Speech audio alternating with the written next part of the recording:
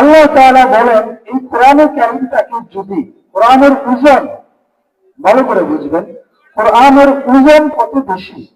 আল্লাহ তাআলা বলেন যদি কোরআনটাকে আমি পাহাড়ের উপর নাযিল করতাম। কিসের উপর? পাহাড়ের উপর। এক একটা পাহাড়ের উচ্চতা হাজার হাজার ফুট। আল্লাহ তাআলা বলেন লাউ আনজালনা হাযাল কুরআন আলা জাবালিন লারাআইতাহু খাশিআন মুতাসাদ্দিআন মিন খাশিয়াতিল্লাহ।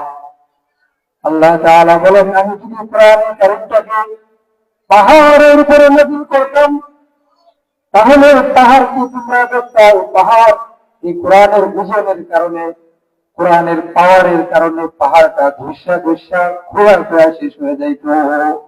সুবহানাল্লাহ। বুঝতে পারছেন কোরআনের ওজন কত বেশি? কোরআন সম্পর্কে বলতে গেলে প্রথমেই যে কথাটা আমাদের সামনে আসে, আল্লাহ তাআলা কোরআনে কারীম সূরা বাকারা শুরু করেছেন।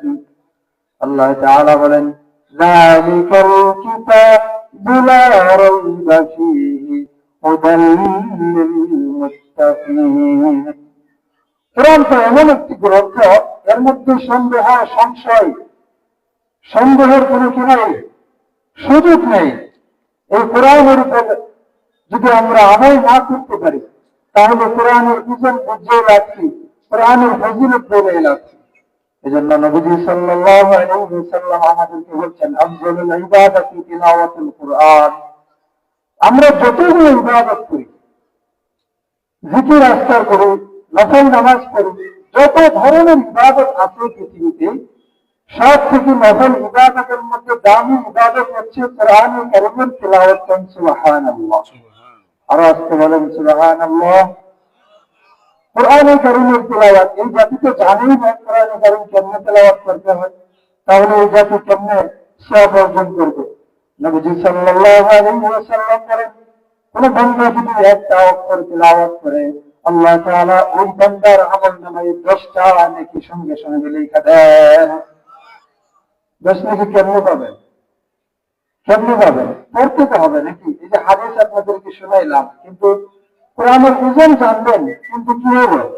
সর্বশেষ দেখা গেল আমল করলাম না বা জানলাম না, তাহলে কোনো ফায়দা আছে? তাই এই জন্য এখানে যারা বসছেন সকলের মুরব্বী, আপনাদের প্রতি আমার উদারতা আহ্বান থাকবে যে আমি ওই বাজার মসজিদের দায়িত্বে আছে, আপনারা অনেকেই চিনেন আমাকে।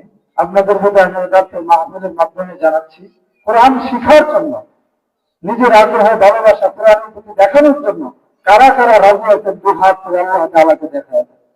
আল্লাহ তাআলা আপনাদের হাতগুলোকে কবুল করে ময়দানে মাহশারে আফিফে কাতারের মধ্যে দাঁড় করায় আপনাদেরকে জান্নাতের মেহমান বানায় দিবেন এবং আপনারা নাম লেখাবেন যে আমি শিখতে চাই। ঠিক আছে না ভাই? ইনশাআল্লাহ। আল্লাহ তাআলা আমাদেরকে তৌফিক দান